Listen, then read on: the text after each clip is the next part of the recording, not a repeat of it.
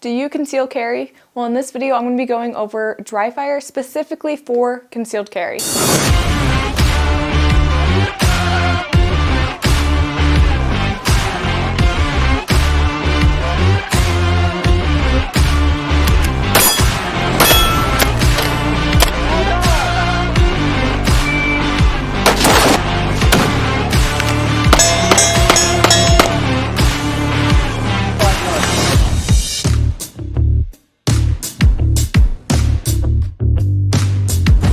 Before I begin, I do want to shout out a sponsor of mine, Modern Warriors.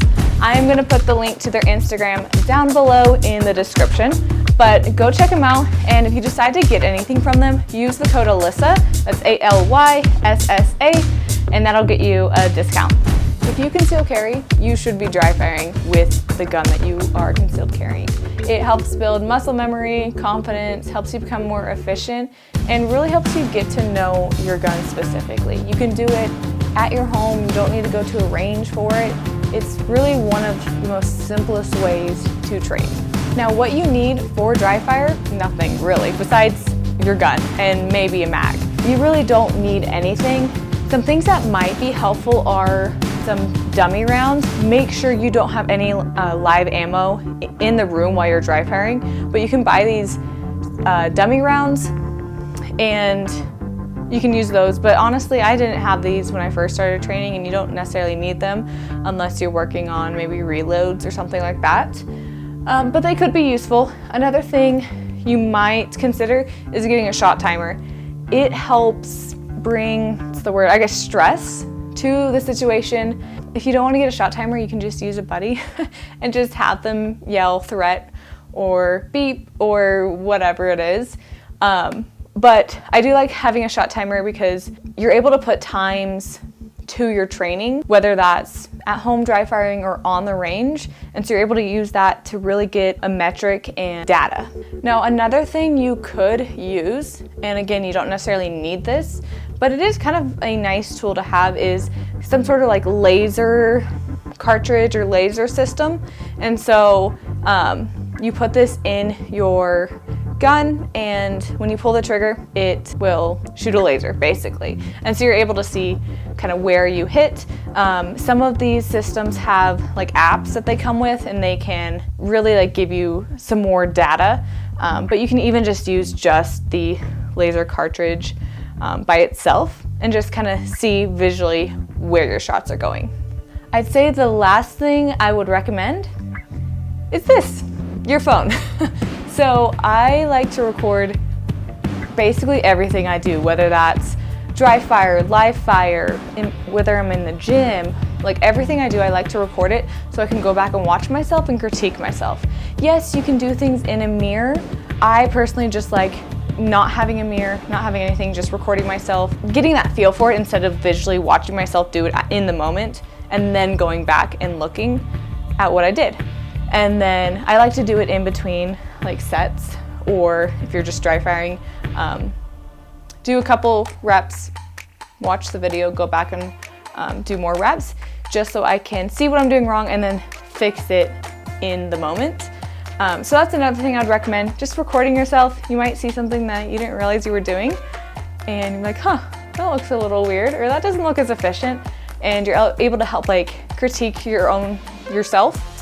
And it really does help you become a better shooter if you are watching yourself and able to give those critiques.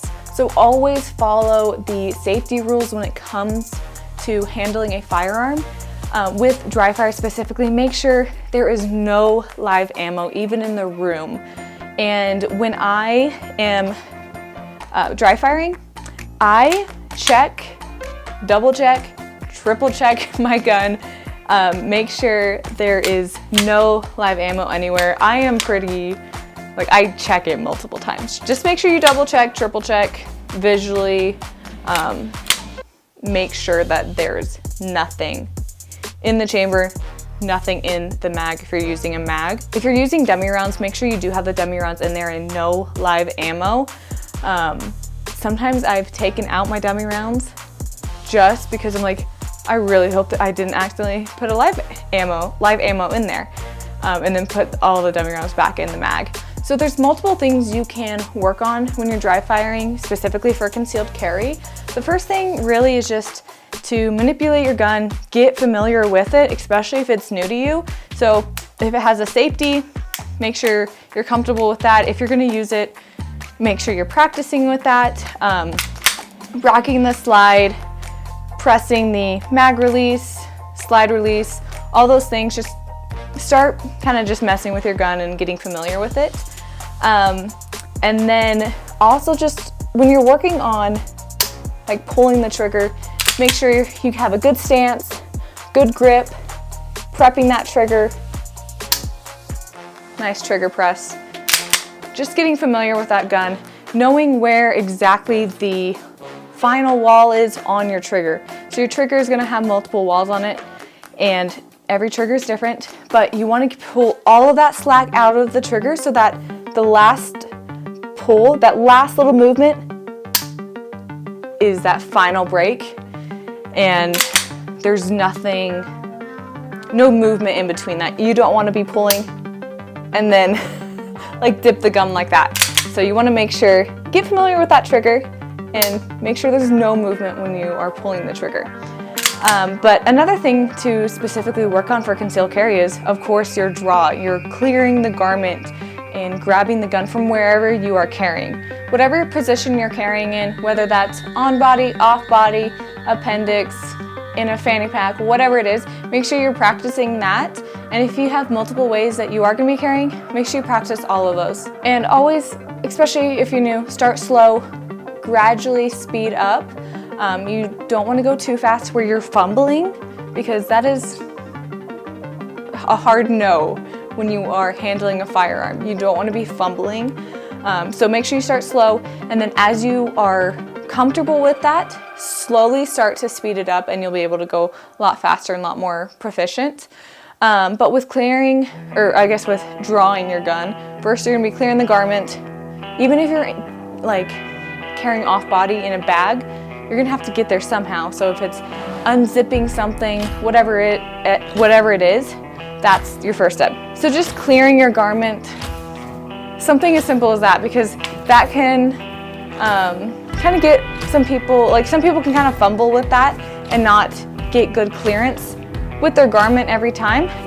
So you want to make sure that is consistent, and then you can slowly start to add steps. Like the next step would be getting your hand on the gun. You won't have a full grip on it, but getting a good grip in that position. And then you can slowly start to add in steps. And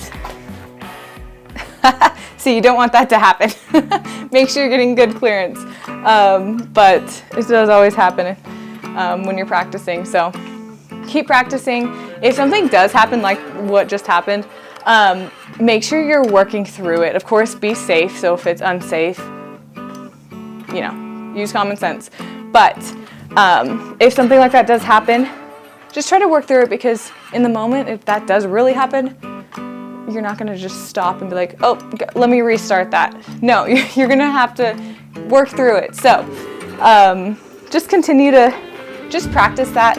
And one thing I do like to do is before I leave for the day, I like to practice in whatever outfit I'm wearing, because when the seasons change. So in the winter, I'm going to be wearing something different than in the summer. I'm going to be wearing more clothing in the winter, and so it might be a little tougher if I have multiple layers, to clear all of that.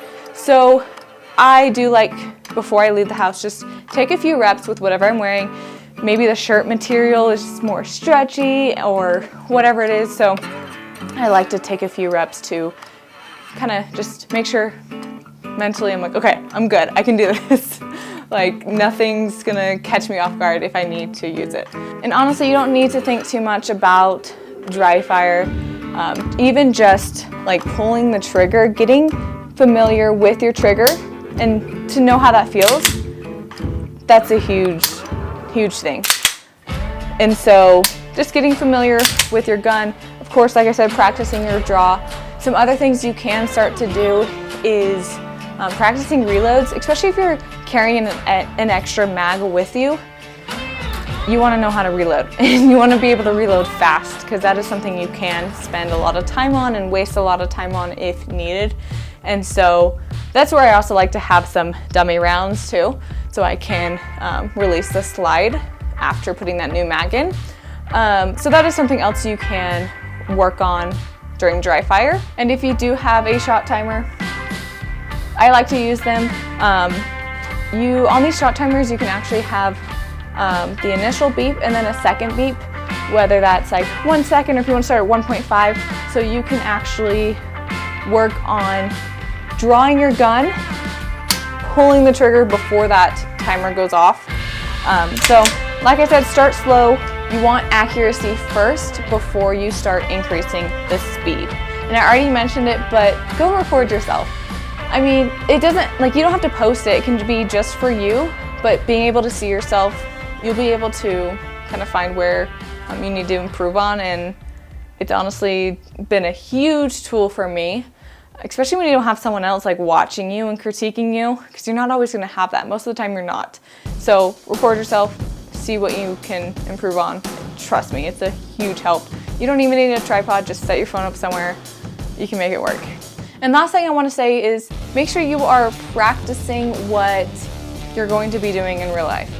If you're going to be using your safety on your gun, if your gun has a safety, make sure you're practicing like drawing your gun and switching off that safety. I feel like a lot of times people won't practice what they're actually going to do. Or if you're not comfortable with carrying around in the chamber, then you need to be practicing drawing your gun, racking the slide, and then presenting it. So whatever you decide to do, just make sure you're practicing with it and becoming efficient in however you decide to carry your gun.